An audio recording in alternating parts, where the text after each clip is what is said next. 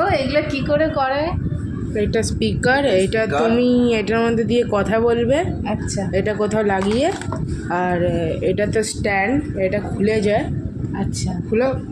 না থাক বাবা, সেলাই সেলাই আগে দেখে নি।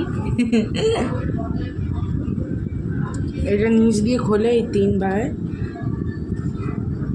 শোনো, খুলবো? খোলো।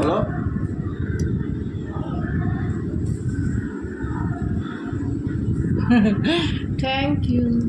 এটার মধ্যে ফোন এখানটার মধ্যে ফোন আটকাবে।